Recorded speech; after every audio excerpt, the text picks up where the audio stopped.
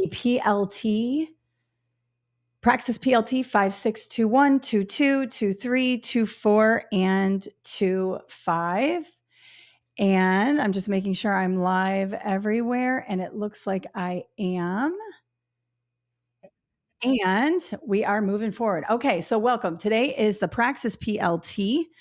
We are live on Facebook, YouTube, everywhere else. And if you are live on social media and you want the free study guide that comes with this, there's a link in the description. You just go there, put your name and email in, and you'll be taken to a thank you page that'll get you the free study guide and the webinar link. If you're in there right now, you should be able to hear me and see me. So go ahead and let me know. Let me just make sure that Yep, looks like you can hear me okay. So that sounds good. So if you would like the handouts that come with this, go ahead and click the link in the description. It'll take you there. If you're inside the webinar with me on Vimeo, you signed up already, you have everything. Now, today we're going over the Praxis PLT. It's the gray book. And some of you, are taking the 5621, 5622, 5623, 5624, or the 5625. So let me go over the differences of these exams. And also, if you're taking the Praxis PPR or the Florida Teacher Certification Professional Ed, these are all aligned. These tests all assess the same thing. It's basically the whole entirety of teaching. These tests govern that. So it's going to be things like laws on privacy, on student rights, also on, just teaching. There's a little bit of teaching reading in there. There is stuff on, what type of professional development you are seeking as a teacher. To be honest, the Praxis PLT and the SLLA, the leadership exam, they have a lot of similarities in them because as a leader, you have to understand all of these laws. So if you do well on the Praxis PLT, you might have a chance at that leadership exam as well. Good. So it looks like people, I can hear you and see you. Awesome, Dolores. Thank you. Good morning. So Jen is taking the 5622. Looks like Terrence is doing the same thing. The 5622 is the most common PLT that people take. So PLT stands for Principles of Learning and Teaching. The 5622 is the most common because there are more elementary teachers than any other teachers, right? Because there are so many elementary students. So the 5622 is like our number one PLT seller. However, the 5621 is pre-K to third. 5622 is the K through 6. 5623 is middle school, and 5624 is high school. And then they have a new PLT, the 5625. And let me know in the chat if you're taking the 5625.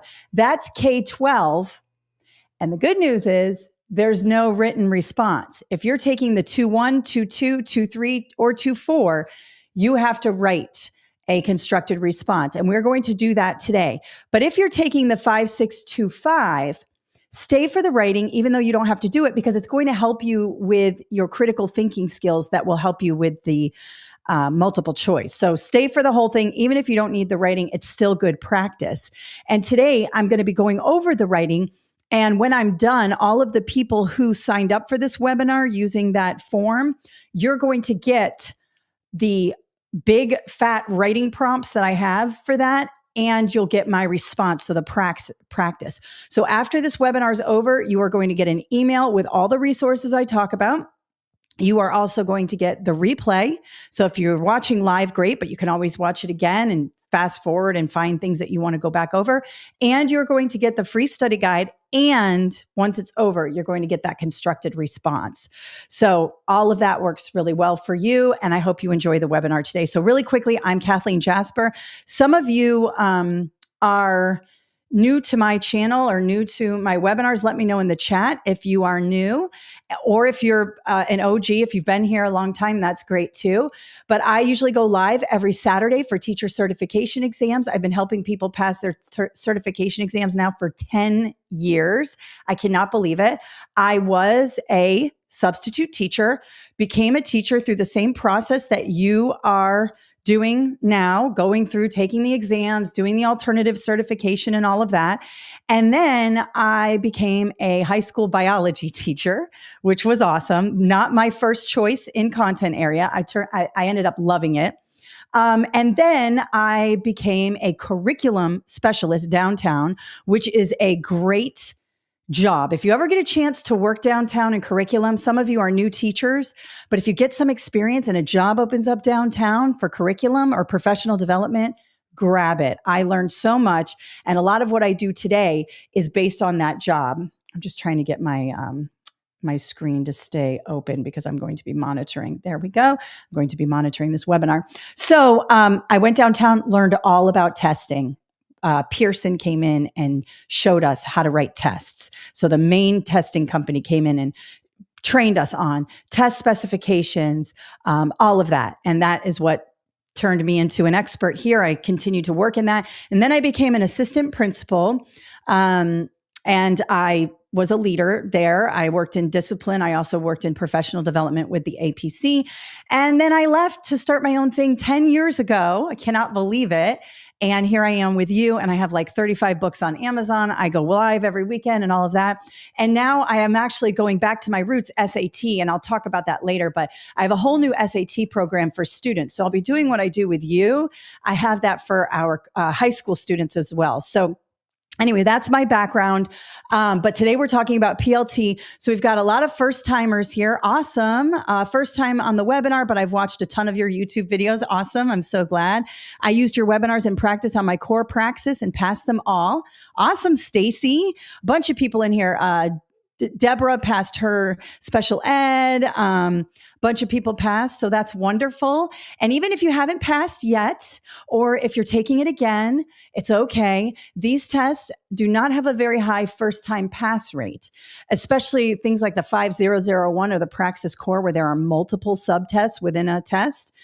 The PLT is just one subtest, but it's complicated. And if you're a brand new teacher, you don't have the experience that some of these tests are assessing you on. So it's okay. And I'm going to show you some tips and tricks. All right, Jessica, I have 2 of your study guides. Awesome, Jessica. All right. So I have a colleague in the chat. Her name is Yana. She will be giving you guys an offer code to get some money off, 20% off anything you buy on my site today. So once she enters the chat, she will give you an offer code. And if you have any questions while I'm talking and while I'm presenting, because I won't be able to look at the chat, I will get to you, or she will get to you. So let me know if you have any questions. I know that this is a complex test. This test is the perfect test to work backwards. I'm always saying, think like a test maker. And I have trademarked that saying. So a little copyright R on there, because I was trained by the test makers and I know their tactics and their patterns, and I teach them to you. Okay. So when I say think like a test maker, I'm talking about a couple of things. I am saying work backwards.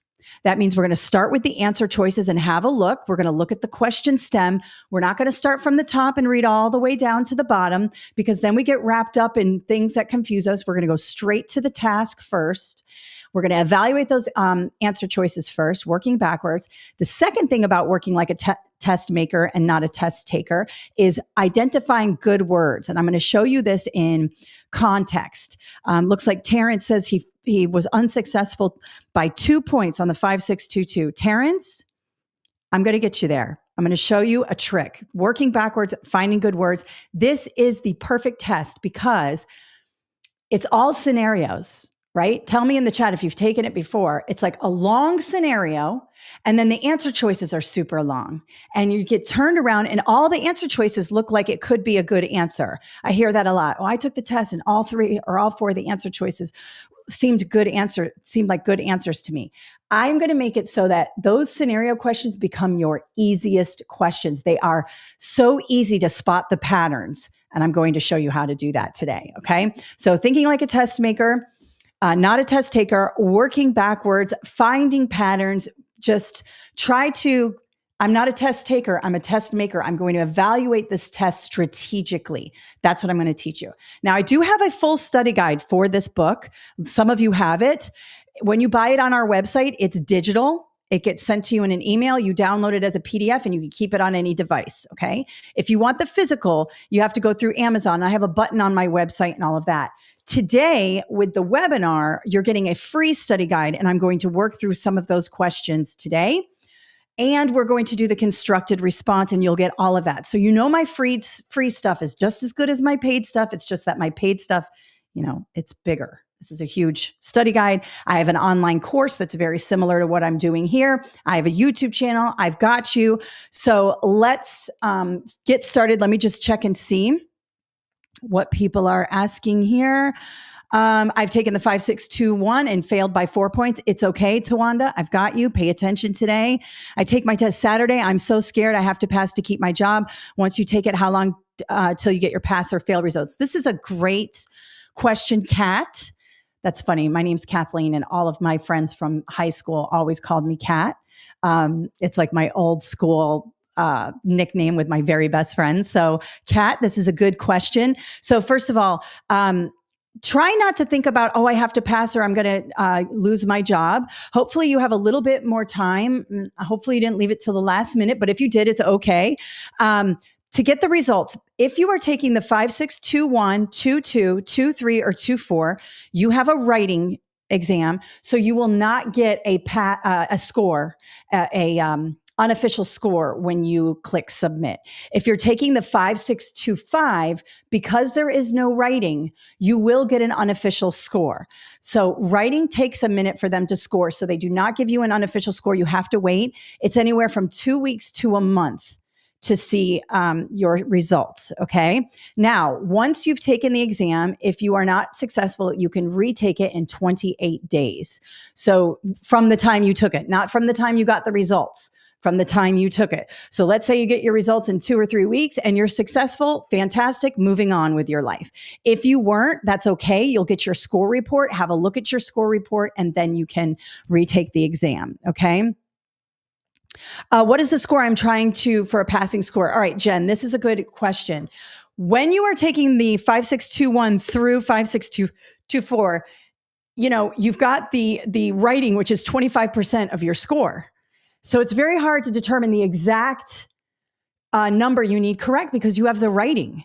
So I would not focus too much on that. I think a 70 to a 75% on the multiple choice, good, you're in the safe zone. But you've got to do well on that writing. And I'm going to show you today how to break that down into a formula so you can plug and play. So you're not sitting there with your writing questions going, oh my gosh, I don't know what I'm doing here. I'm going to show you a method for that as well. Okay. All right, Jenna, don't take the cell phone with you. Yeah, don't take the cell phone with you to the test. And, testing centers are very strict. You will get some scratch paper. You can use that for your writing. But it's okay. Relax. You can take this test again. I know it's expensive, but let's not try to, have these crazy thoughts in our mind like, oh, I'm going to fail. I'm a loser. I'm a failure. Those types of things are not helpful. I want you to treat yourself like you would treat your students. If your student was unsuccessful or worried about an exam, what would you say? You would say, you know what? You've studied, you've worked hard, go in, do your best.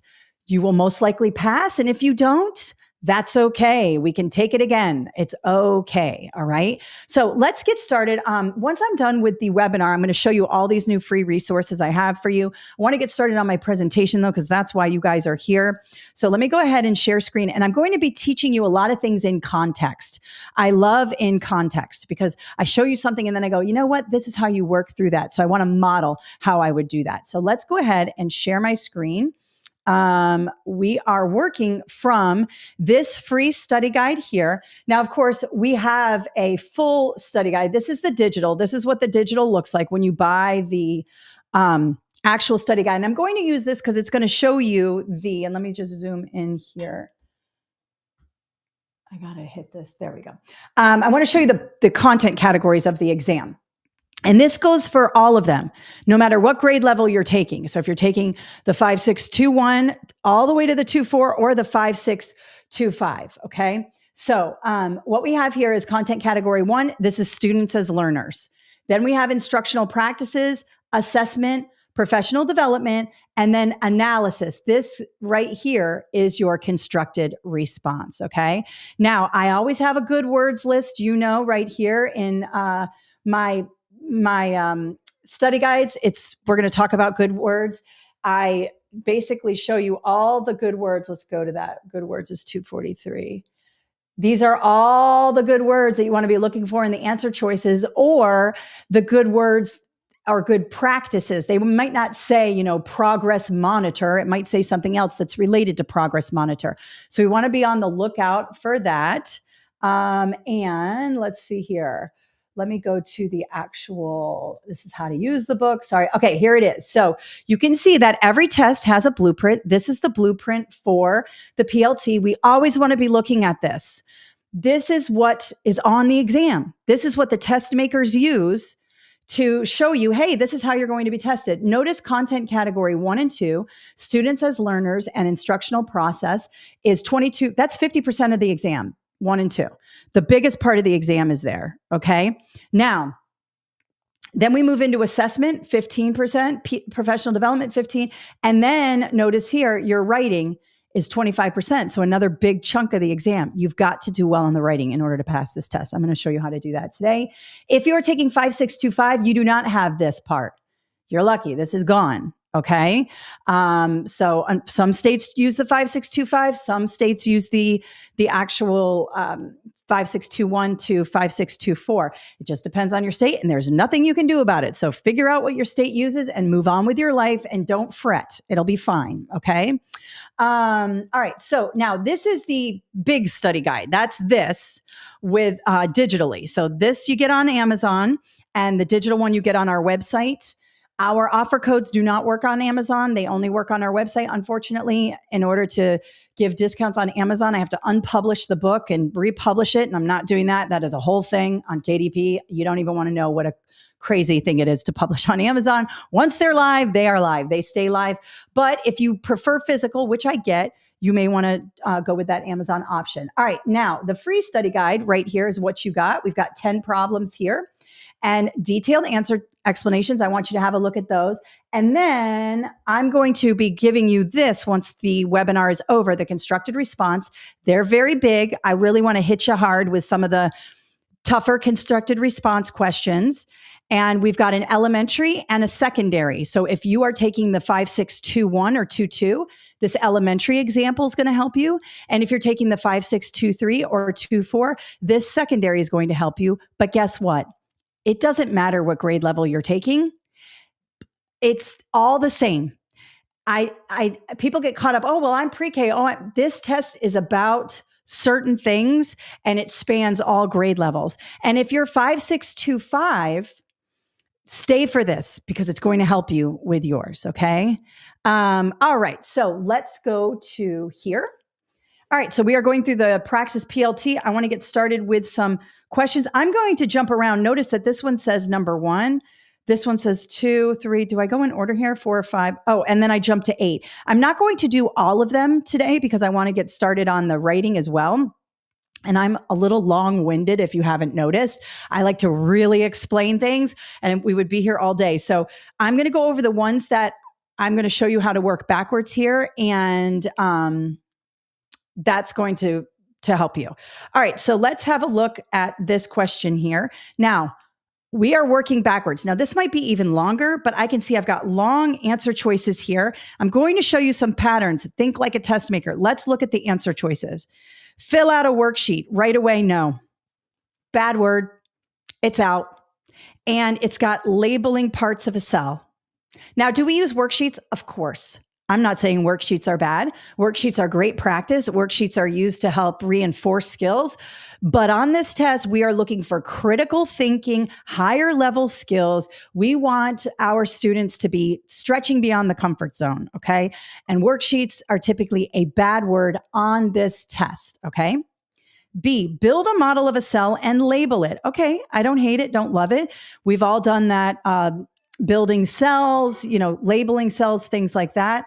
All of that works. Let's have a look at C. Write a comic strip about a cell and all the adventures it encounters. All right, I like this. Writing. That's application of knowledge. I like that. And D, draw a picture of a cell and label its parts. All right, you might say A, B, C, and D are all good answers. I want you to see the pattern here. Label, label, label. Don't get caught up in the activity. All these activities are actually good for the classroom, but they all are dealing with a low level skill: identification, label. You have to know the Bloom's taxonomy, and I have it all in my book and in my online course. I also have some free videos. I'll show you Bloom's taxonomy. If you don't know and you are a new teacher, you will know before the day is over. Bloom's taxonomy is a hierarchy of skills, and identification is very important. It is a skill we need to work on, but it's at the bottom end of the hierarchy. It's down here, okay? Application is up here. And writing a comic strip is applying your knowledge. That's why C stands out to me. But if you're a new teacher and you haven't taken my courses and you don't know to work backwards and you don't know what good words, bad words are, and you don't know to find patterns thinking like a test maker, you're going to get lost in these answer choices. Okay. And yes, repeated words. This is also called a 3-to-1 strategy. 1, 2, 3 are all the same, and we can only have one correct answer here. We also have this word continuing to work backwards, critical thinking. I didn't even have to read this question, and I know C is more of a critical thinking because labeling is identifying. You're just putting your finger on something, labeling the parts. And you can see here, that would be at the bottom of the Bloom's taxonomy. Critical thinking is up here at the top of the Bloom's taxonomy. So 3-to-1, or thinking like a test maker, or working backwards, however you want to say it. There are a bunch of patterns in this one question. So be on the lookout for that. Think like a test maker. Be strategic. Don't start up here and read all the way down. You're going to get lost in the scenario. You're going to get lost in the answer choices. Look at the item as a whole and try to beat them at their game. Let's have a look at this one. All right. I like this one a lot because it's got some tricks in it. Let's have a look at the answer choices. This is number 2 from the free study guide in our webinar. A, consult his peer teacher about the lesson. Okay. I like talking to a peer teacher. If we're new, especially, some of you have peer teachers. I don't hate it. Don't love it. I'm going to leave it. B, reference the state adopted standards for 9th grade biology. State standards. Anytime you see this in an answer choice, it is the answer 100% of the time. Why? Well, because the state is giving you this test. Yes. The state is going to be certifying you. And what do they want you to do? They want you to teach to the state standards. They don't want you out there doing your own thing. Trust me. You can do your own thing, but it needs to be aligned to the standards. Alignment, alignment, alignment. You're going to hear that your whole life in school and as a teacher. So I love B. B has got the ultimate keywords here. Determine what assessments he will need to administer. Okay, I like assessments also. Data-driven, I love assessments. We are going to use them. Another good word, but state-adopted standards is the ultimate. All right. Go online and see what other teachers are doing in their classroom. No. All right. I like B. B is beating out everything. Let's go continuing to work backwards. What should be his first step? Another key word, first. State-adopted standards. Now look at the trick. Mr. Rodriguez is a new 9th grade biology teacher. Well, you're thinking new. If you started from up here and read all the way down, you see this new jump out and you see A, consult his peer teacher, and you don't have a lot of experience. And you know, when I was a brand new teacher, I didn't even know what the standards were. I got a key to the classroom. My principal, I still talk to him. I love him. He gave me my chance.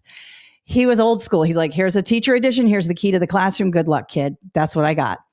I didn't get anything. I did have a peer teacher, Jane Klinker. She was amazing. But if I see new here, I'm going straight to peer teacher. I may not understand that the state adopted standards are the thing. In fact, I remember my assistant principal at the time, assistant principal of curriculum, walked in and she's like, you're teaching to the standards, right? And I was like, yeah, totally teaching to the standards. I had no idea what a standard was. Okay. It was news to me. I went to my peer teacher. We talked about it. And, you know, sometimes people assume you know, and you don't. Okay. They don't really teach you about that, even in the College of Ed. They're more teaching you theory and also application. The standards is a big thing. So anyway, this is number 1. You might get caught up on new here. Also, let me show you something. So I'm going to stop sharing here.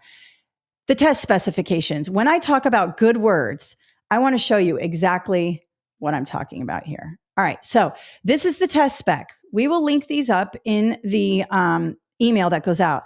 This is what I use to write my books. This is every test maker. Oh my gosh, I'm way down here. Hang on. Every test maker has a test specification.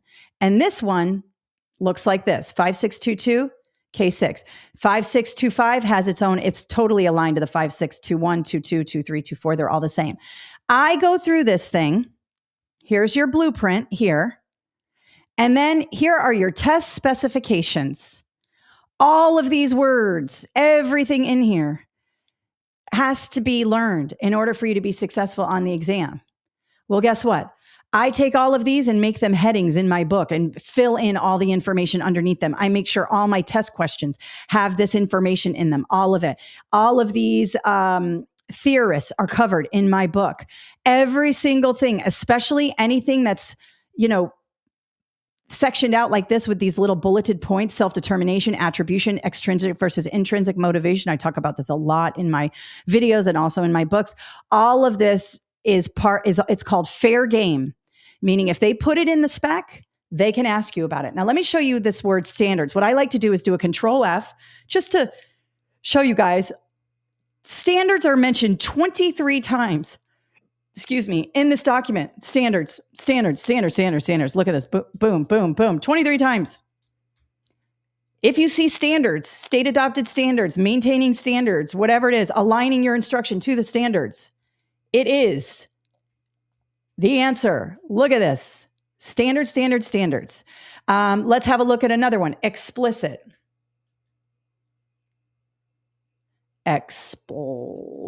Sorry, I need to. Explicit. 3 times. Explicit teaching. An explicit set of criteria. This is probably the answer to number 11. Explicit teaching. It's mentioned twice. Explicit teaching here and explicit teaching here. Okay? So explicit is another good word, right? Let's see. Target. That's not that one. Let's see. Differentiation. That's not how you spell it. Differentiate? Differentiation. We'll find it. I'm probably not spelling it properly.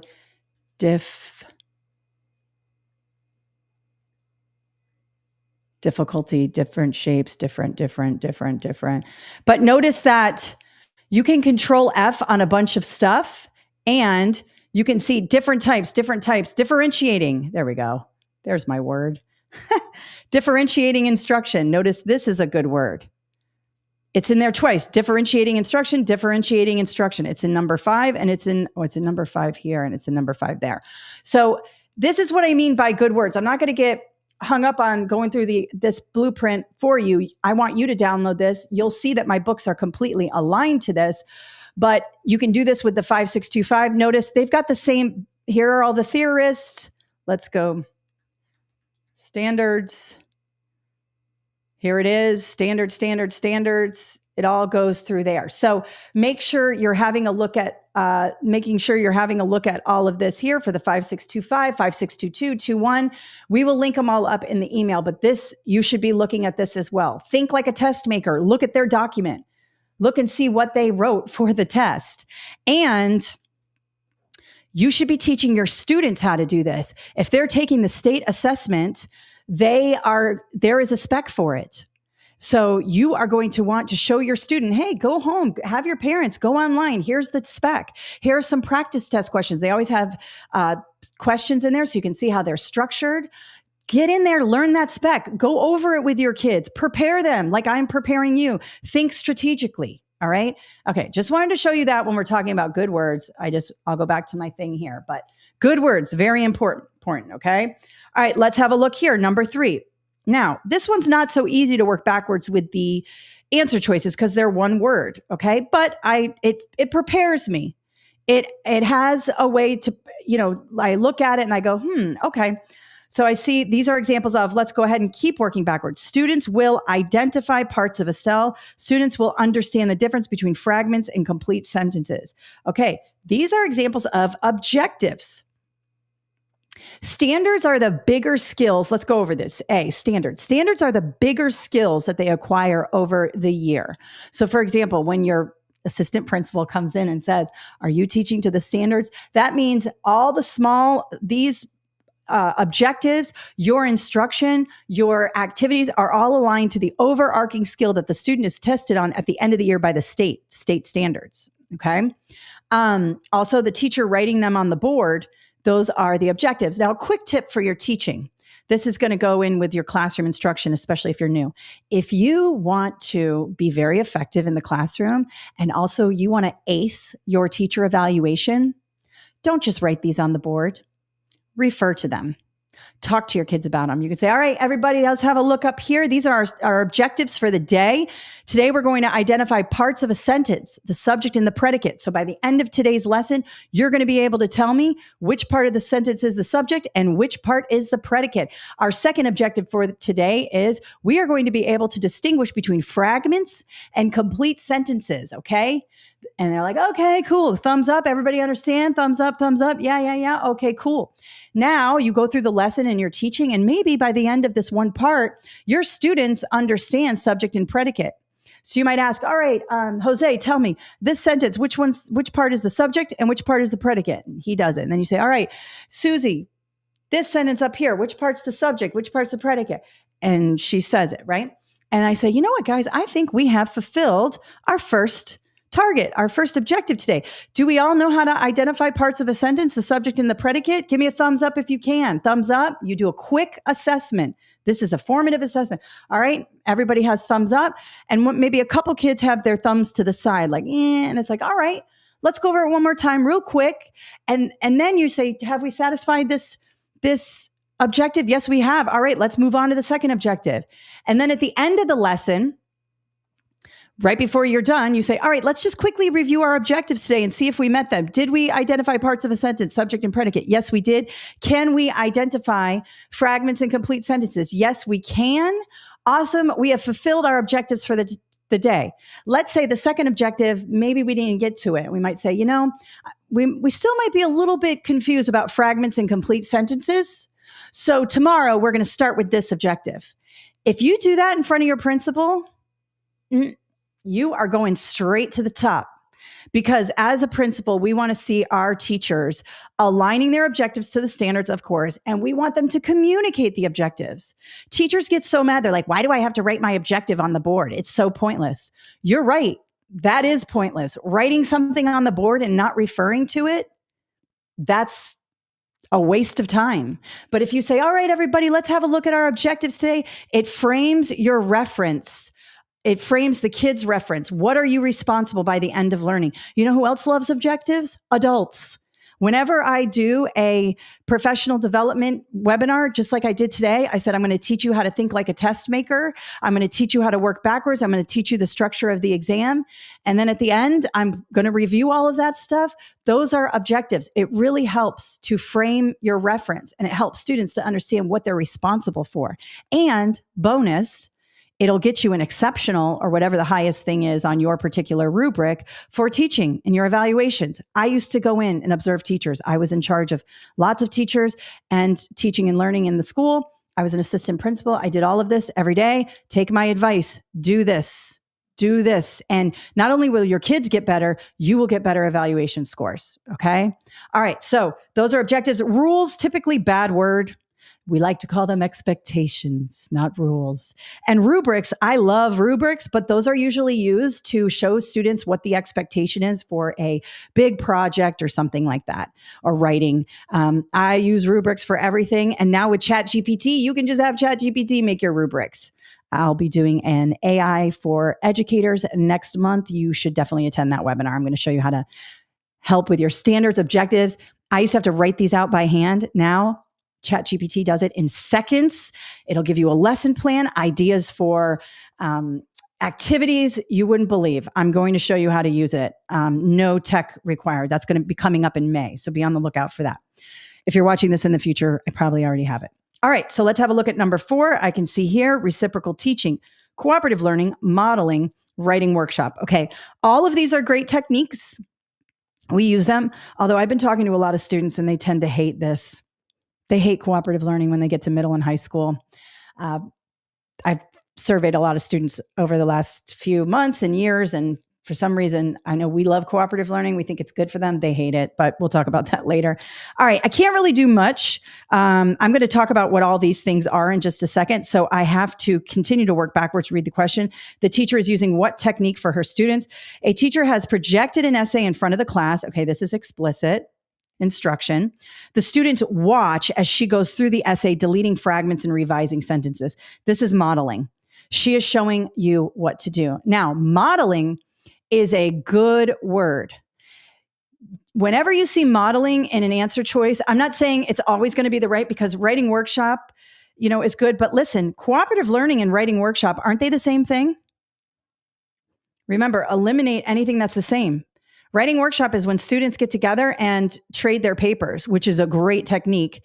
Takes a lot of practice and a lot of procedures and routines to get it down. If you want to use writing workshop in your classroom, don't just say, okay, guys, we're going to do writing workshop, get into groups. No, we have to practice it. And it is a game changer, but students have to be trained very well on how to do it. But writing workshop and cooperative learning are the same thing. So if I'm thinking like a test maker, I'm Xing those out. Reciprocal teaching is when students become the teacher. So let's say they're in their cooperative groups and you have gone through a lesson over and over again on, let's just say I was a science teacher, so parts of a cell, okay? They understand it. You've got a pretty good read on them. Now you want them to get into groups and teach it to each other. Or perhaps you might have a group of students come to the front of the room and teach it to the whole class. Basically, reciprocal teaching is when it's flipped. The classroom is flipped. The teacher is just facilitating, walking around or there for help, and the students are doing the teaching. It's a great tool, but they got to be trained on that as well. All right, modeling is here. Modeling is sort of what I'm doing right now. I'm modeling how to take this test. I'm modeling how to do these skills, right? So she's showing the students. This is also called explicit instruction, very important. And C is the best answer here. All right, let's have a look at number 8. Plan, teach, and practice daily routines and procedures for transition and classroom activities. Boom, answer.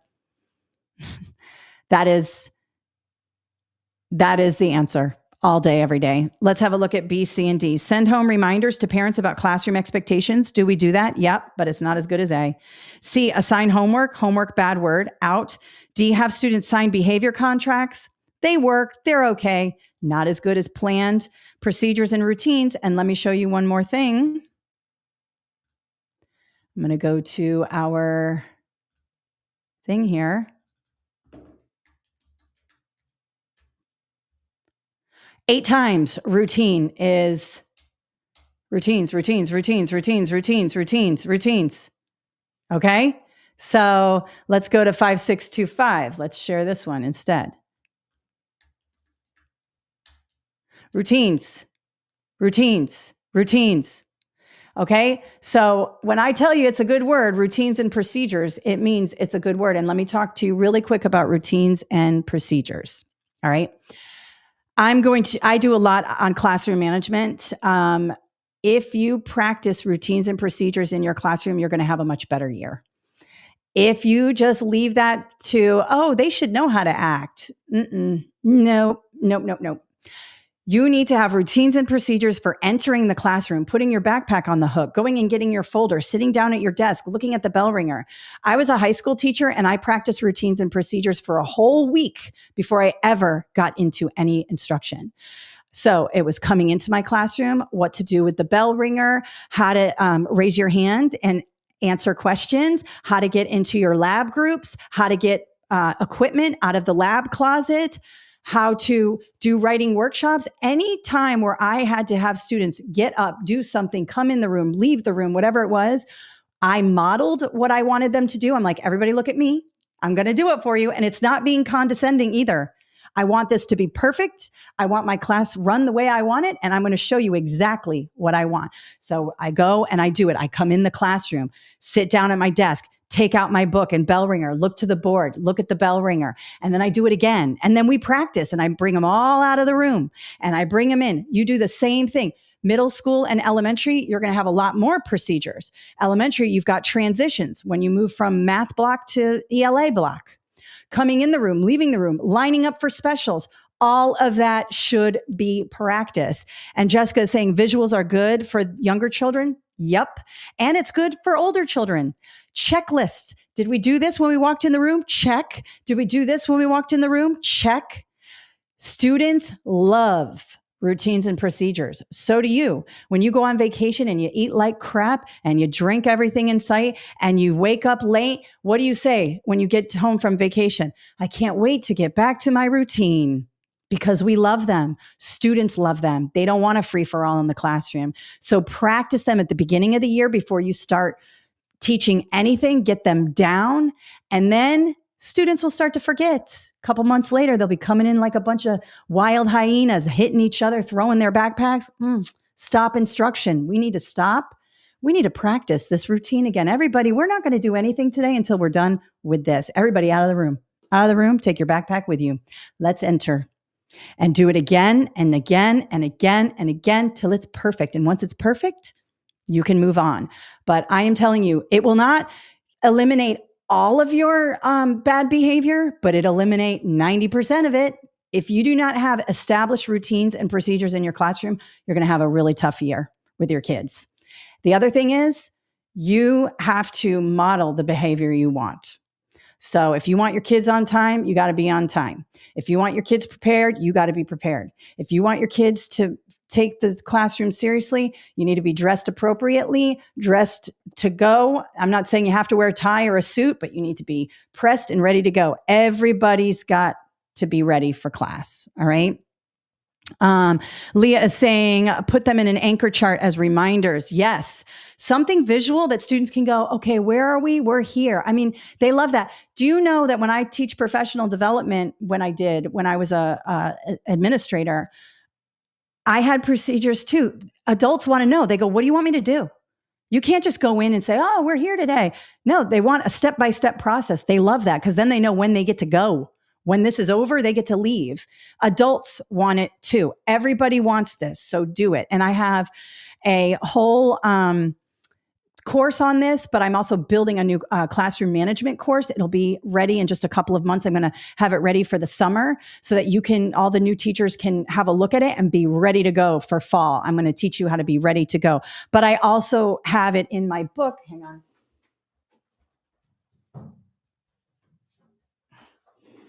Teach a Survival Guide for New Educators. This is my book on Amazon. People love this book. I wrote it a couple years ago. It's like really great.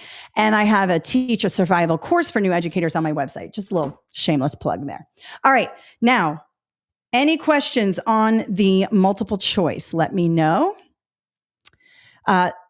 We work backwards, right? We start with the end in mind. Leah has my book, Summer Read. Yay. Yes. Perfect summer read. Perfect. Okay, so now let's talk about the constructed response.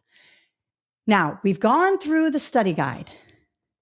We know all those good words: modeling, explicit instruction, differentiated instruction, targeted, routines and procedures, standards, all of that, right? And then when we get to the writing, we go blank and we're like, I don't know what to write about. I want you to think about, as you're studying for this test, certain things that you are good at talking about. Like one of the things I'm really good at is formative assessment. I love formative assessment. I've been using it my whole life as a teacher. I can write a book on formative assessment, right? I'm also really good at reading strategies because I talk about being a science teacher, but I actually became reading endorsed and then I became a reading teacher. And my degree, my undergraduate degree is in English. My graduate degrees are in educational leadership, but my undergraduate was in English. So I always thought I'd be an English teacher. Well, I ended up being a bio teacher because that's what they needed. And that's what happens sometimes. But all of those words, those good words, explicit instruction, using the objectives, remember that. Remember that when we go into our constructed response. If you use those good words, even if you sort of don't know what to say, but you can formulate like a plan, you can do it. All right. So now let's go to, and I'm going to share my screen here real quick. There we go. Okay. And again, you're going to get this once and I'm going to zoom in. Sorry about that. It's kind of, there we go. All right. Let's zoom in. So it's a big one. Okay. And you're like, oh my gosh, what do I do? Now, in my mind, The more information they give you, the more you have to pick from. So don't be upset or freaked out when you get a big, huge constructed response like this. Now, I set it up a little differently than you might see it on the exam. It's probably going to be on one side. I don't know how it's going to look, one like this. But here's what we want to do first. Excuse me. The first thing you want to do is start with the task. Okay? And here we go. In the objectives, Ms. Rhodes wanted students to identify and discuss different features of the Earth. All right. Identify 2 modifications she can make to the lesson to achieve objectives and explain how each modification can help. So this is standard, right? They say, give me 2 things and then give me rationale. Usually the second bullet or some part of it is give me these 2 strategies, but then you got to tell me why you chose them, why they're important. Okay. So what I would do is the way I would set this up is it would be 2 paragraphs. It's going to be 1 strategy with the rationale in paragraph 1 and the second strategy second modification with the rationale. I'm going to show you in a second, but use paragraphs to break it up. Okay.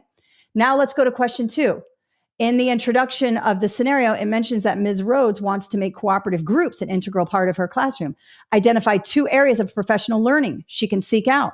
All right. I don't even have to read it in order to figure this out. Cooperative learning, what sort of professional development could she have a look at?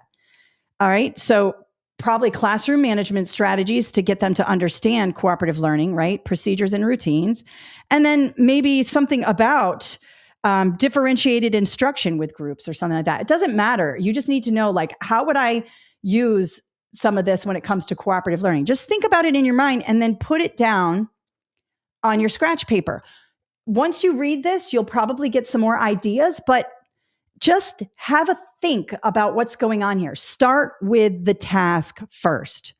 Right away, 2 modifications. All right, well, what would be a good, probably explicit teaching is a good, just think of 2 strategies.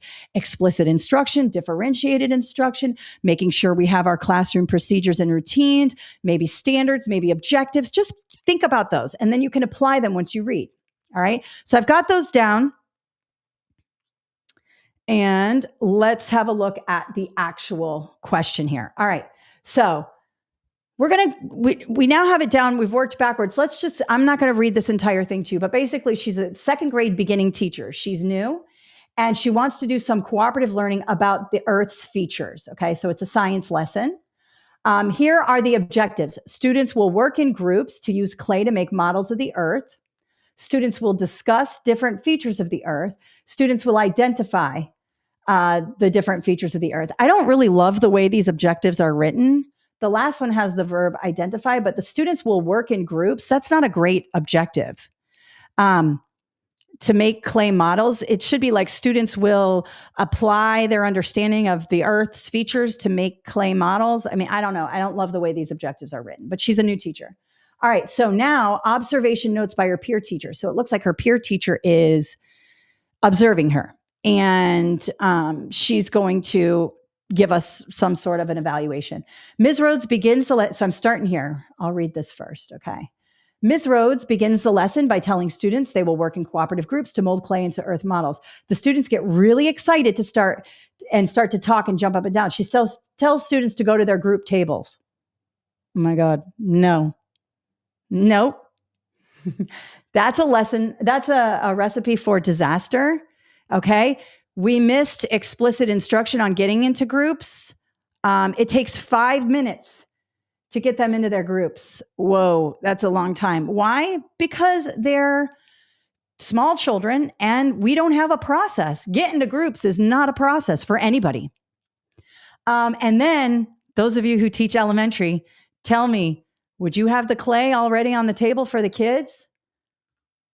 You might in middle and high school, but even if you did this with adults, if I had a professional development and there was clay on the table, guess what? The adults are grabbing the clay. They're grabbing the clay. They're bored. Everybody is going to be grabbing the clay, poking at it, looking at it, not listening to you. I don't care how old they are. Okay. So this is problematic. We are not doing the clay right when they sit down. Okay. Ms. Rose says, boys and girls, if you touch the clay now, we won't be able to do this activity. those of you who teach kindergarten, elementary, any class, what are they? They don't care. They're touching it. So please leave the clay alone until it's time to use it. Okay, a couple of kids are going to listen to you, but the rest of them aren't. She goes through the instructions for the activity, and then she says, you will mold the clay into models of Earth, use the picture to display, blah, blah, blah.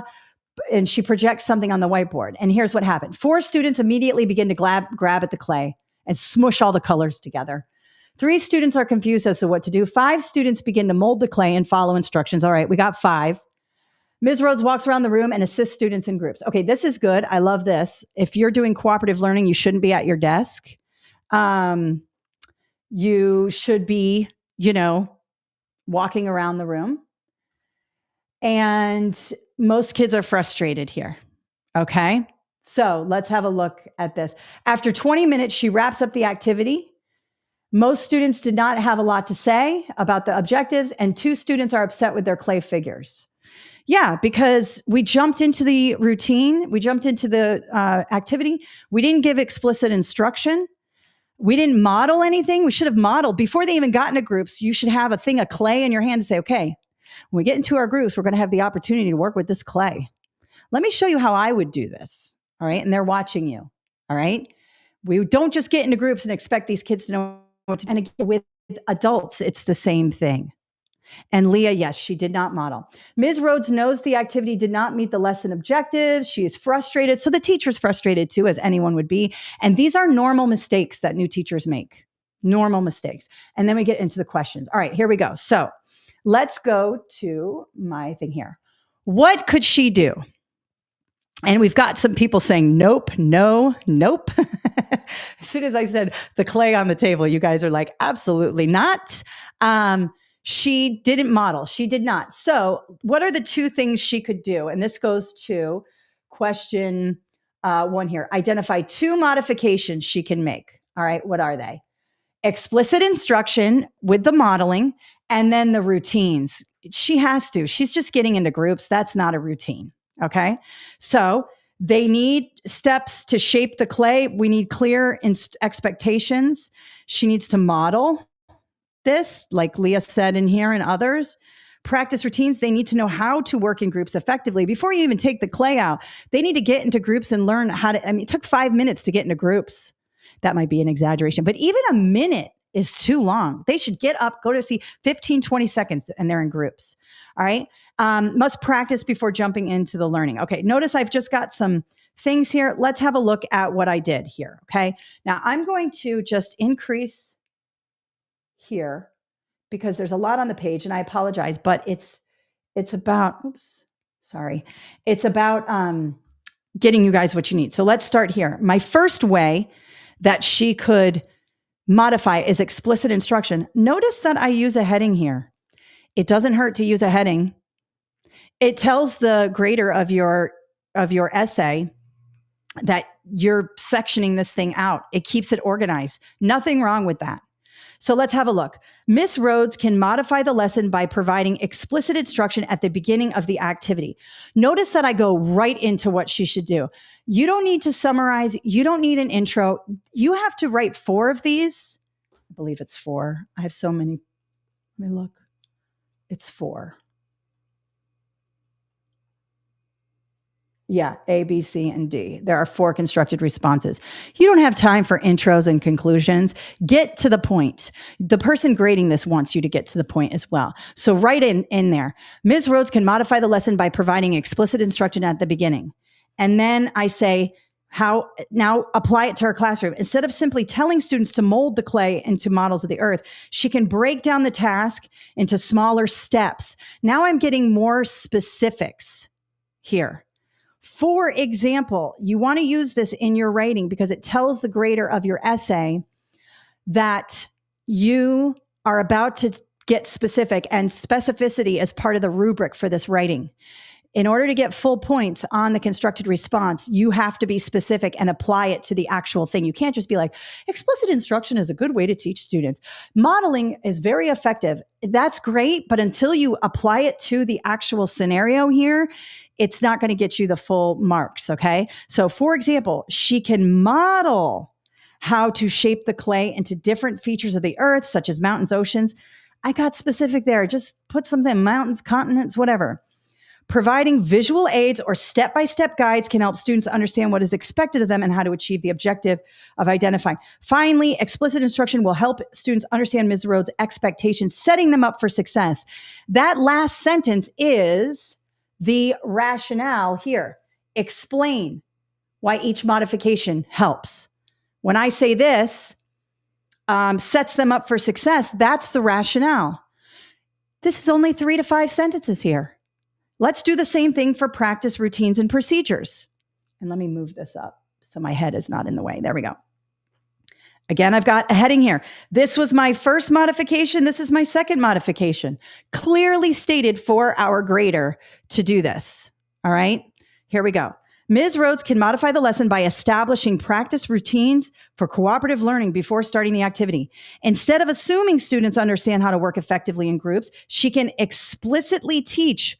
Isn't that a good word from the test specs? Isn't that a good word from my good words list? Use it. And model, another good word, cooperative behaviors and expectations. For example, notice that I kind of state the thing, I attach it to her classroom, and then I say, for example. It's a format.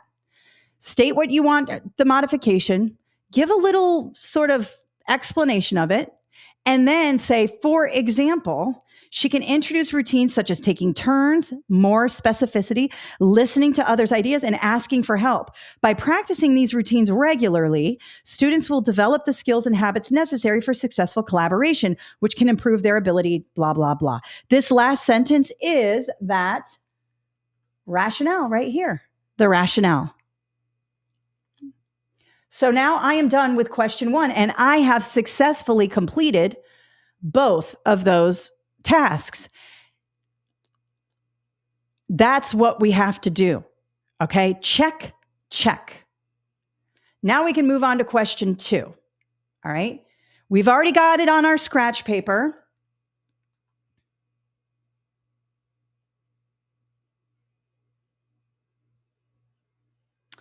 And let's have a look at that. Sorry, I had to make sure I had the right thing.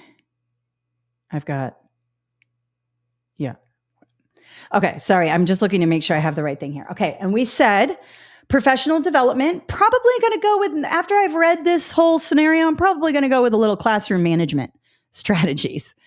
And everybody needs classroom management. I don't care. There's always something we can learn from somebody. We can maybe ask to go look at other people's classrooms, model classrooms, things like that. And then I might do a little training on differentiated instruction because I don't know what else to do. And differentiated instruction is a good word, good practice. So you know what? I'm going to apply it. We've got students who immediately dive in, confused, only 5 students who really knew what to do. Differentiated instruction might help these students. Plus, it's a good practice. All right. So let's go into my 2 paragraphs here. Excuse me. Start here. All right. Question 2. We're going in professional development on classroom management strategies.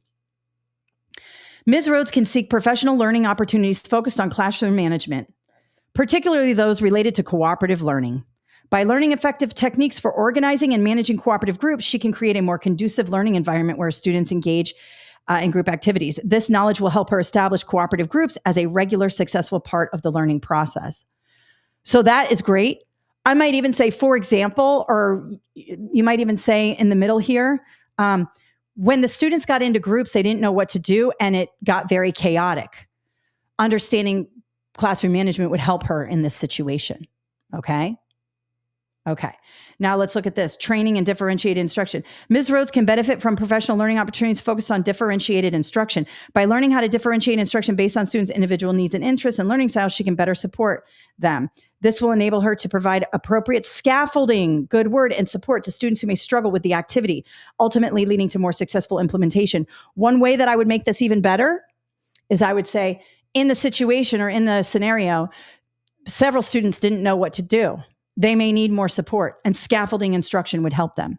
This would still give you high marks because it's also attached to this here where we said, for example, but you may want to add a for example in here. For example, there were only 5 students who knew exactly what to do. The rest did not. They need some scaffolding, some support. And that would help you there. Okay. Let me go ahead and have a look at some of the questions. So this is an elementary example. This would work for 5621 or 5622. All right. Objective hangings will direct the writing. Yes. Looks like you guys are talking about your classroom management, help there. So that works good. Awesome. All right. So let's have a look at the next constructed response. This is going to be for secondary. So this will be for middle and high. But listen, what I'm going to tell you here would work for any. So think about these strategies that you can write well to. You can apply what you know to any constructed response. All right. So let's have a look at that one really quickly. Let's go to here. All right. Let's go to this next one. Somebody's asking to increase the font for cell phones. I can't do that. You can flip your cell phone to the side and zoom in if you want. I'll try to. This is as far as it goes to 200%. Let me see. Oh yeah, it goes a little bigger, but 200%. I'm at 200% right now. So, all right, let's go straight to the task, working backwards. And a lot of times they give you like what they want you to write to anyways in the question. Okay. It says in the rubric, category 2, teacher delivers instruction aligned to rigorous learning objectives is the place where Mr. Sumner scored ineffective. All right. So we've got a rubric here. Looks like it's a walkthrough rubric. Again, we're kind of just looking at this whole thing as a whole. If you start reading here and you read this whole thing down, you're going to be so lost by the time you get to here. Start with the task. So it says in the rubric, he scored ineffective. So right here, ineffective is 3, ineffective teacher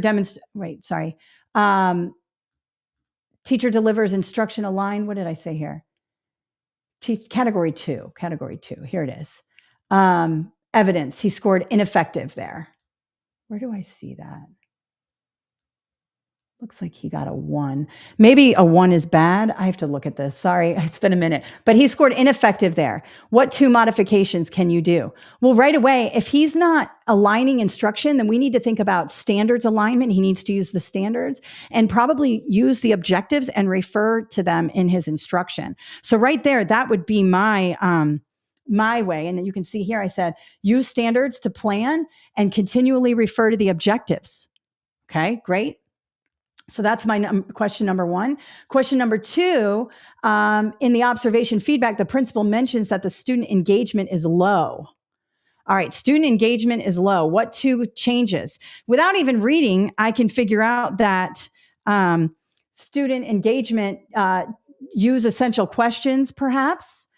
Get them thinking more critically, use cooperative learning, perhaps to get them engaged, So that's for question 2. I'm just thinking before I get started on this, but we are really going to be on question 1 first, okay? So let's have a look here. Let's go ahead and read this. So Mr. Sumner is a 9th grade social studies teacher. He's working on his lesson plans for the upcoming semester. He likes to get them done ahead of time. All right, and let me see if I can zoom in for those of you on cell phones here. Let's go. Let's go here. Oop. All right, we'll go here. See if you can see that better.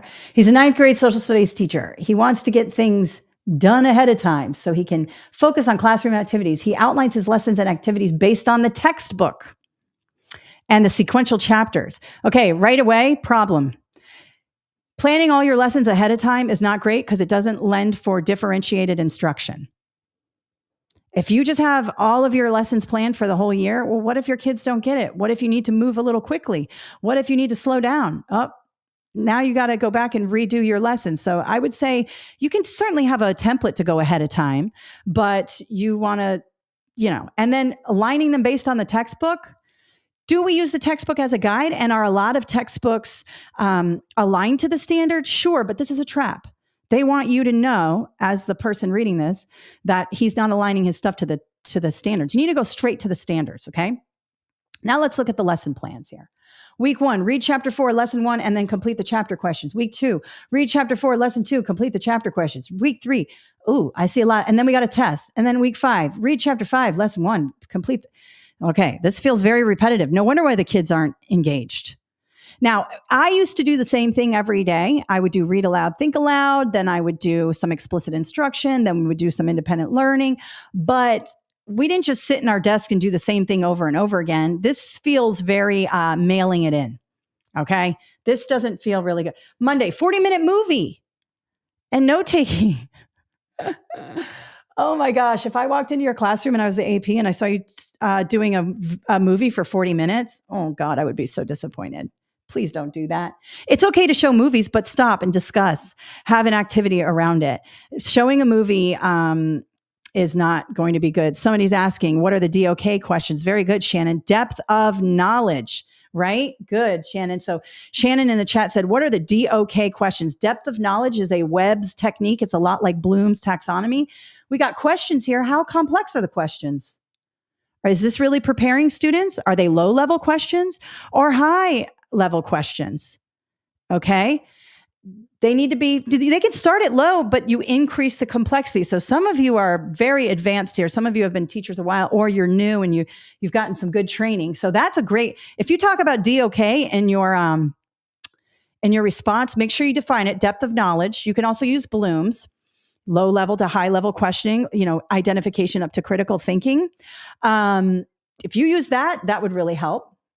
Notice we got makeup day. Absolutely not. Did I do makeup days when I was a teacher? Yes, absolutely. But I didn't call it makeup day in my lesson plans. Okay. We are we're doing a spiral activity, going back to fix up. We are doing a recursive activity. We're going back to fix up lessons we need in order to move forward. This is a red flag. You guys got to be smarter than that when it comes to your lesson plans, right? So if you want to do a makeup day, do it. And it's okay, but call it something else. Recursive activity, recursive learning, right? And kids love it too. And I like it. And it gives you a chance. Everybody needs a chance to sit at their desk and get some things done, but please don't call it makeup day. And then the principal observes Mr. Sumner during a walkthrough, and it's problematic. Let's go up here. All right, we're zoomed way in. And you can see here, teacher demonstrates solid grasp of the content. All right, that's a 3. She's probably very good at social studies, right? Teacher delivers instruction aligned to rigorous learning objective? No, because reading the section of the book and answering questions is not rigorous. Okay. Teacher demonstrates strong pedagogical skills. It's only a 2, not really. You got to model, facilitate. It doesn't look like the teacher's doing this. All right. So now let's get into this question 1. Let's figure out what we're going to do here. All right. So for this one, I'm going to say we're going to use the standards to plan, and we're going to use the objectives. Just like I told you before, continually going back to those objectives. Let's have a look. Okay. Here I go. The first approach Mr. Sumner can take to improve on category 2 is to plan lessons using learning objectives aligned with the standards. There are those good words. And I got right into it and told you exactly what to do. I didn't do an intro. Don't worry about that. Get right into it. For example, rather than planning his lessons for the entire semester, Mr. Sumner can plan incrementally, collect data, ooh, love it, and that to drive instructional decisions and design rigorous learning objectives that correspond with the academic standards. This will ensure he meets the needs of all students while pushing students towards skills mastery. Now, I'm putting this whole thing, question 1, in one paragraph. The second thing Mr. Sumner can do is communicate those objectives throughout the lesson. For example, as students engage in the lesson, Mr. Sumner can ask, have we met this objective? Referring back to the objective helps connect activities in the classroom to student learning targets. It's also a way to collect data to make further instructional decisions. Now, notice my structure for this. Last time I gave you a 1 paragraph for each thing, right? You can do it differently if you want. I'm going to go ahead and erase this, and I'm going to break this up. All right, here we go. First, let's look at the structure. We have our first approach. Then we say what the first approach is. Then we say, for example, and then we give the rationale, blah, blah, blah. This will ensure he meets the needs of all. There's the rationale, right? We name the approach or the new thing we want him to do. We give a specific, for example, then we give the rationale. Boom, boom, boom. Check. Then I do it again. The second thing Mr. Sumner can do is communicate those objectives. Here it is again. For example, as students engage in the lesson, blah, blah, blah. And then rationale, referring back to the objectives, connects students to the learning, blah, blah, blah. So when we do this, the first thing we do, state the thing, right? Second, give an example. Third, rationale. And I put it all in one paragraph. People say, well, how many paragraphs should be? How many sentences? It doesn't matter. You need to meet the standard here. Some people believe 5 sentences is a paragraph. Sometimes. If we go back to this, how many did I have here? Let me erase. This is getting confusing. How many did I have here? And it doesn't matter. Notice the difference in the structure, but it is organized. The thing is that it's organized. So we have 1, 2, 3, 4. Yeah, this one's 5. I mean, if 5 makes you comfortable, then 5 makes you comfortable. I could have smushed this whole thing into one paragraph, but it lended itself to 2 paragraphs a little bit better. This one, actually, question 1, and if we go back to here, identify 2 modifications and explain why they'll help him. Well, I just decided to do question 1 as 1 paragraph and question 2 as 1 paragraph. You could have done question 1 as 2. You could have done 1 modification in the rationale, and then you could have done the second paragraph, the second modification and rationale. You could do that, or you could do it the way I did here. I'm just showing you different ways. There is no one way. Figure out which way you like. All right. Now let's go to the second question, which was in the observation feedback, the principal mentions that the student engagement is low. All right. And then identify 2 changes the teacher can do. Well, you don't show a 40-minute video. Kids love videos. Yeah. But you know what they say? They'll come into your classroom, especially if they're middle and high school, and they'll be like, all we do is watch videos in that class. They'll say that. They don't want to just watch videos. It's cool. Like every once in a while, you're like, oh, thank God, a video. You know, everybody needs a day off. But if that's all you do, they will say, ugh, we do nothing in that class. I know that people say, oh, these kids are always on their phone. They are hungry for good instruction. They are hungry for activities.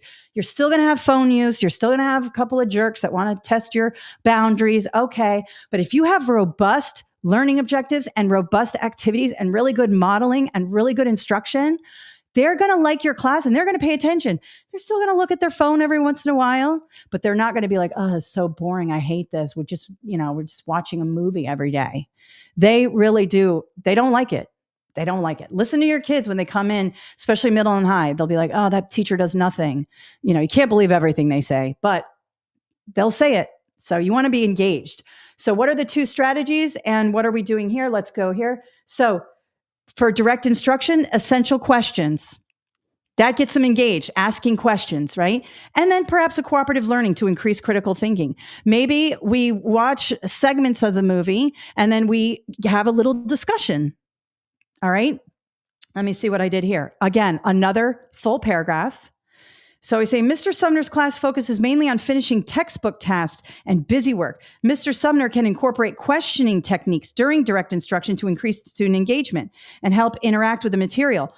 For example, during direct instruction, Mr. Sumner can ask essential questions to get students thinking more critically about the material rather than just finishing book work. This will increase engagement and understanding of the material. Another tactic Mr. Sumner can use to increase student engagement is cooperative learning. He can present students with rigorous material and encourage them to work together to use their higher order thinking skills, good word. This will also increase student engagement and critical thinking, an essential part of a rigorous curriculum. So notice I did it again. I stated the thing, state it. What are we doing? 2, example. Pardon my terrible writing here. I've been doing a lot of typing and not a lot of writing, so my handwriting is terrible. 3, rationale. That's the secret sauce. Okay, Max, is each question considered a constructed response question, or is each specific question considered a constructed response? Actually, do you see? Okay, great question, Max. Let's go back here to and let me zoom out.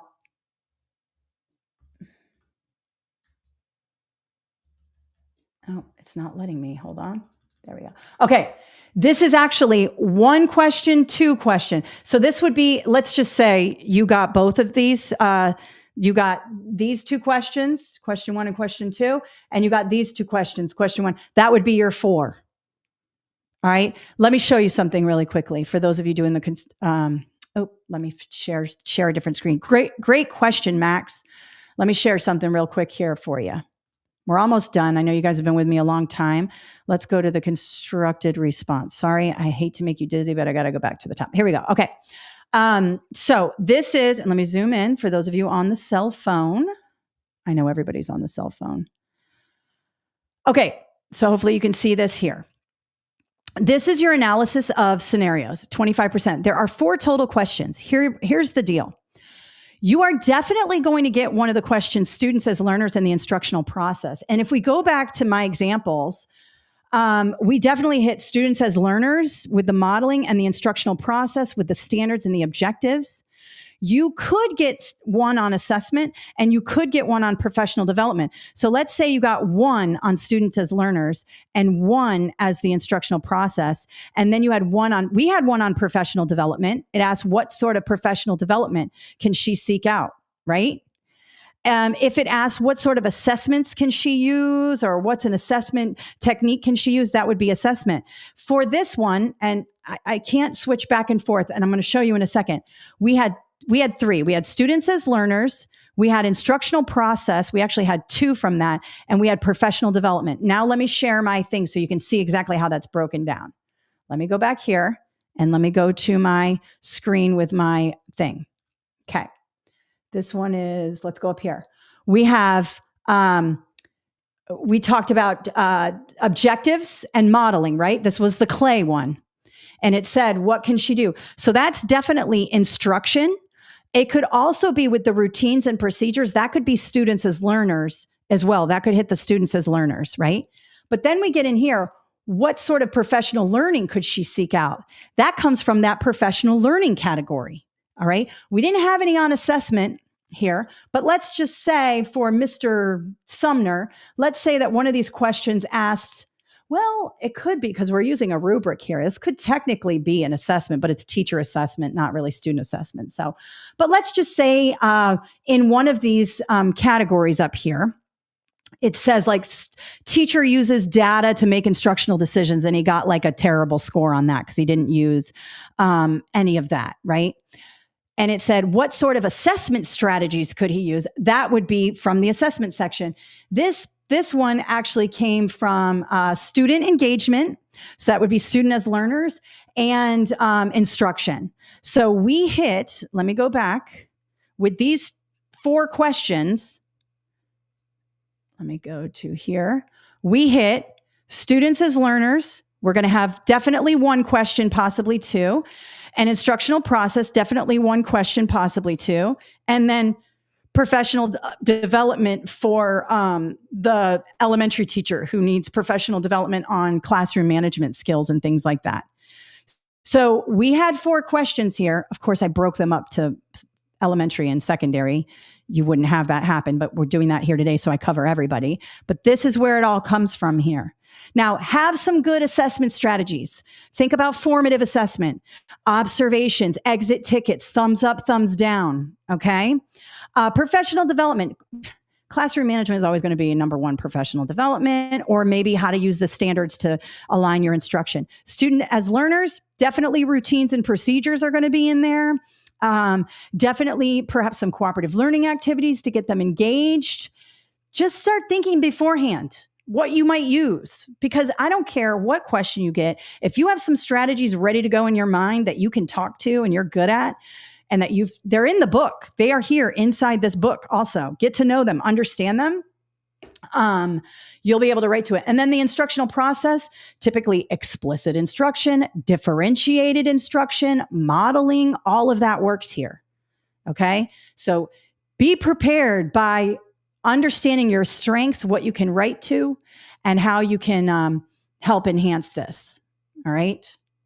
All right. So that is the total thing here. Let me read.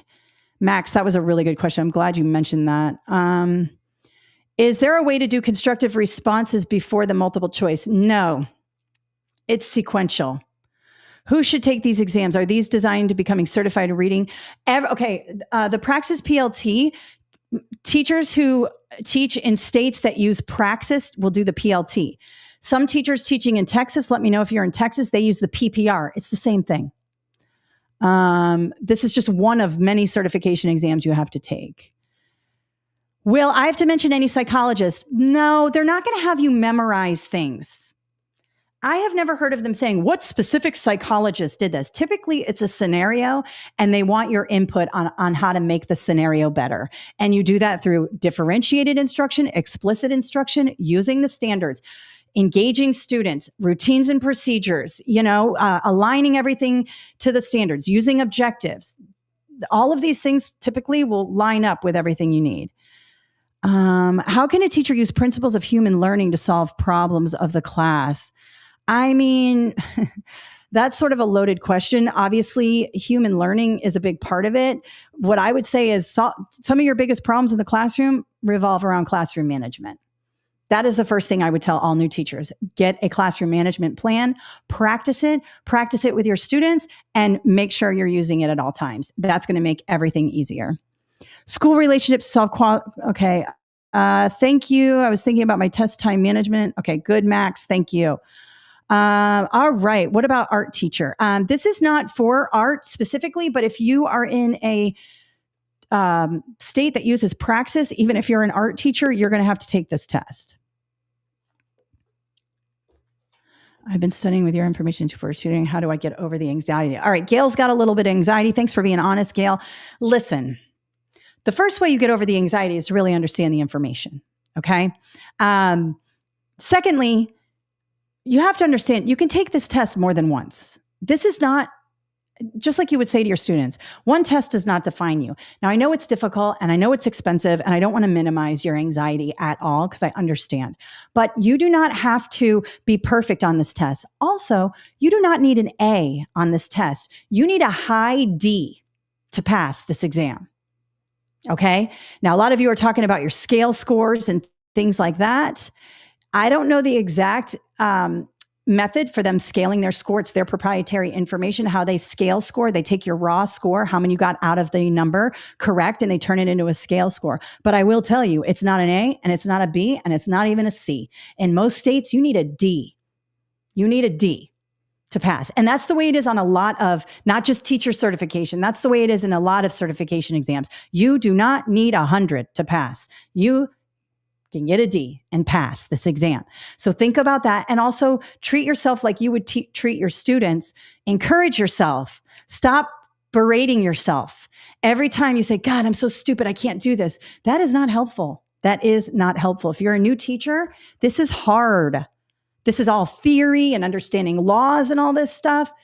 Get to know the book, read the book. Don't just do practice tests. Read the information. Watch my videos, free or paid. Get the online course if you need more help. Get the study guide if you need more help. Do all of that.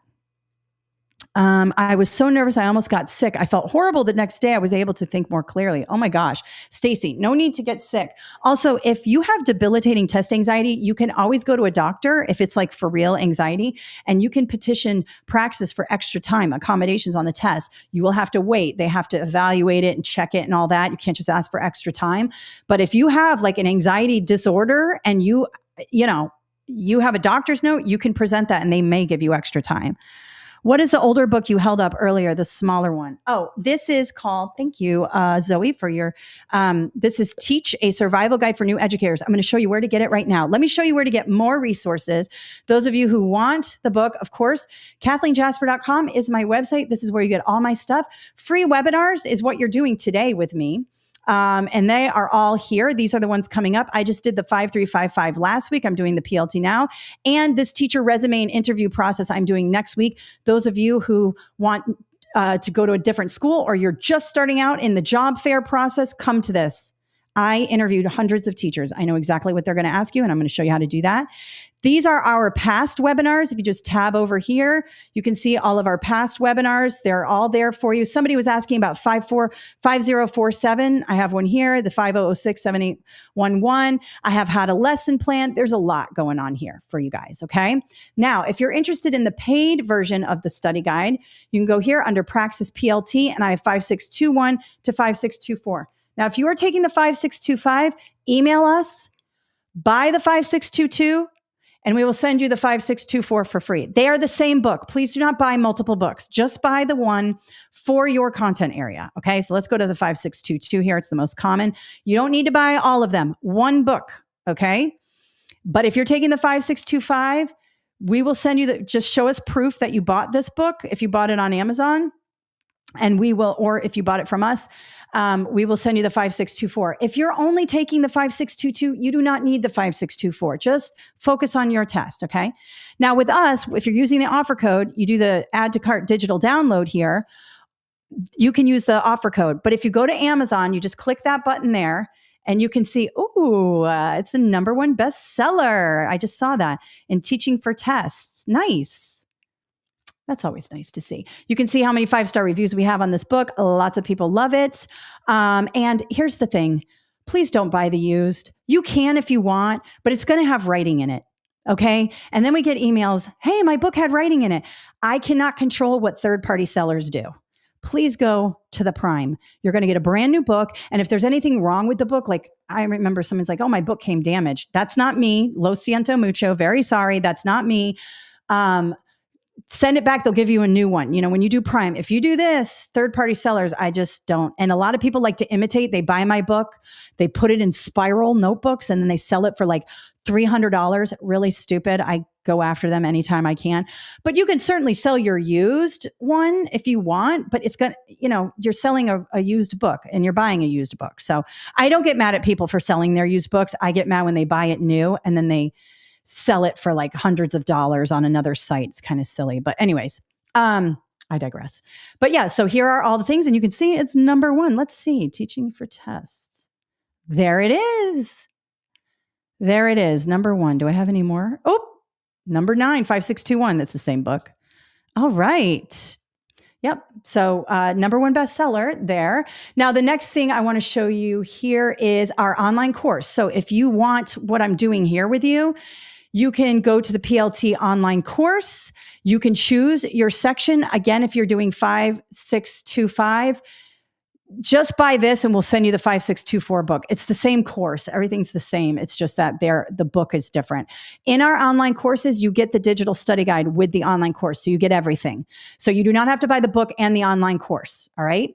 And then you'll be taken to the LMS. There's tons of video, extra practice, digital flashcards, the whole thing. You'll love it if you want more of that. Now, if you are someone who is, you need some free help, my YouTube channel, I have a PLT playlist here.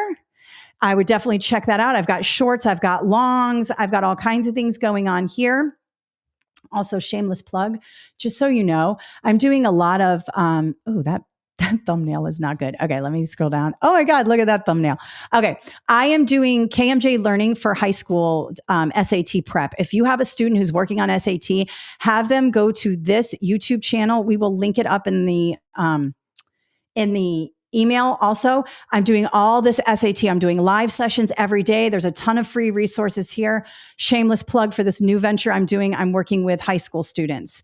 This is how I got started. I started my company with SAT prep. I'm going back to it because a lot of people need it. And then, of course, I have a whole other thing here for SAT prep. We'll link that up. If you have a kid who's struggling and wants some new tactics, I do a Think Like a Test Maker with SAT as well. All right. Now, the other place that I am on is TikTok. Please follow me on TikTok. I just did a PLT exam thing here. I do a lot on reading. I do a lot of micro teaching here. And then, of course, this is very humbling, you guys. I have only 13 followers on my new KMJ Learning. This will be all college prep, how to write essays, how to do SAT, how to do ACT, that type of thing. But if you have students who love TikTok, have them follow me. Or don't, just let them find me on their own or whatever. But I do all kinds of test prep here, how to use the Desmos calculator, all of that. It will help them. All right, let me think. Of course, I'm always on Facebook, Instagram, all of that. Okay, let's see here. I take my test Tuesday for the first time since college. This will be my first time in testing center. My last experience was horrible. Ooh, testing centers are tough. Don't wear any jewelry and don't bring your phone. Don't wear an iWatch either. Okay. Thank you so much. Very helpful. Awesome. Do you have a book for 5017? No, I don't, Martha, but I do have a 5001 that would be helpful. What is your website? Jessica, my website is kathleenjasper.com. or for college prep, kmjlearning.com. It's a whole new arm of the business. It's very humbling. I have 0 followers there. So find me on Facebook, YouTube, and TikTok, KMJ Learning, especially if you have students, because we're going to be doing a lot with parents too. If you have students who are trying to get SAT. Leah, thank you, Leah, especially for your insights here. 5206 for Reading Certification, New Jersey. I have a book for that as well. 5205. Pearson Foundations of Reading. I have all kinds of resources. Go to my website. You'll see everything there. I have old webinars, old videos, my YouTube channel, lots of a whole thing there for you guys. All right. Am I forgetting anything? No, I'm not. Thank you so much. You guys are awesome. Remember, think like a test maker, be strategic. I believe in you. You can do it, and go easy on yourself. And I am so thrilled you are a teacher. Thank you, thank you, thank you, and have an awesome Saturday. Bye.